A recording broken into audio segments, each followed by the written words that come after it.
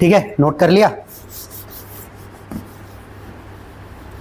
तो अमेज़ॉन में जो भी रजिस्ट्रेशन हम लोग करते हैं उसके लिए हमारे पास डॉक्यूमेंट आ गया। डॉक्यूमेंट के बाद हमें सेलेक्ट करना है कि हमको प्रोडक्ट अपने पास से भेजना है यानी कि FBM करना है, या हमको वेयर हाउस से भेजना है यानी कि FBA करना है।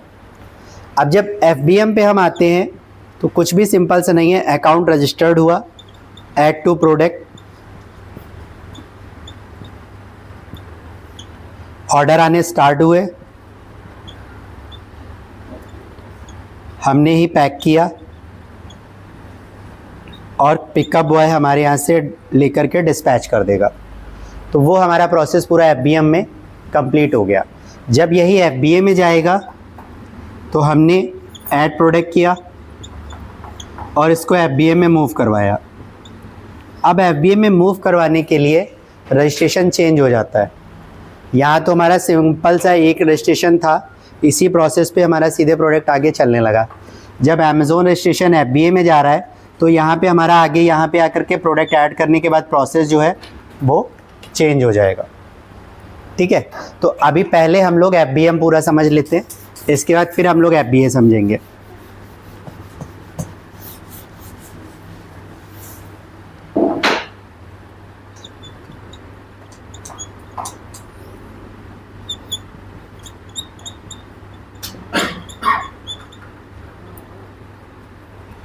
जब हम पहले बचपन में क्या जवानी तक तो पढ़ते ही रहे, तो हमको सबसे ज़्यादा चिढ़ इसी काम से होती थी, पढ़ाने से।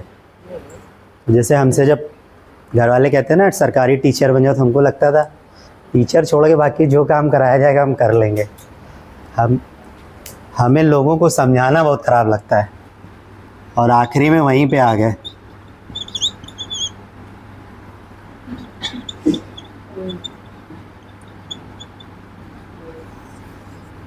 कई बार ऐसा होता है ना, जिस लड़की को सबसे पहले देख के रिजेक्ट करा आखिरी में शादी उसी से हो जाती, कहीं उससे बेटर तो कोई मिला ही नहीं।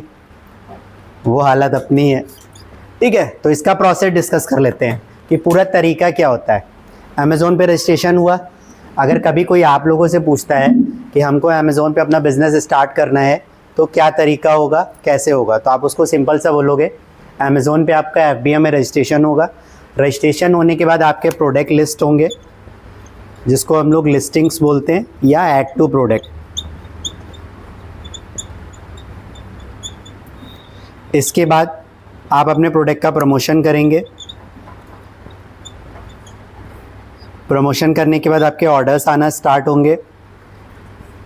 जो भी ऑर्डर्स आएंगे इनकी आप बिलिंग करोगे। इसके बाद आप प्रोडक्ट को पैक करोगे। अब बात आती है कि पैक करने के लिए पैकिंग कहाँ से लाएंगे। तो अमेज़ॉन कोई भी पैकिंग नहीं देता है, पैकिंग को आपको खुद ही परचेज़ करना पड़ेगा। वो आप अमेज़ॉन की वेबसाइट से भी कर सकते हो, और अगर ऑफलाइन किसी ऐसी जगह पर रह रहे हैं जहाँ आसपास मार्केट है तो आप वहाँ से भी अरेंज कर सकते हो।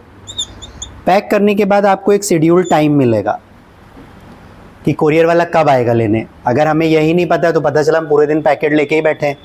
तो अमेज़ॉन आपको ऑप्शन देता है मॉर्निंग में 11 से 2 के बीच में और इवनिंग में 2 से 4 के बीच में। अब इसमें से जो भी स्लॉट आपको लग रहा है कि इस टाइम पीरियड तक हमारा प्रोडक्ट रेडी हो सकता है, तो उस टाइम को सेलेक्ट करते हुए हम अपनी पैकिंग को रेडी करके रख देंगे। जो टाइम हम सेलेक्ट करेंगे इसी टाइम के बीच में पिकअप बॉय हमारे पास पिकअप लेने आएगा। वो हमारा प्रोडक्ट पिकअप करेगा, पिकअप करके कस्टमर तक उनका पूरा साइकिल काम करेगा और प्रोडक्ट डिलीवर हो जाएगा। इस डिलीवरी के बाद बात आती है कि हमारी पेमेंट कब आएगी।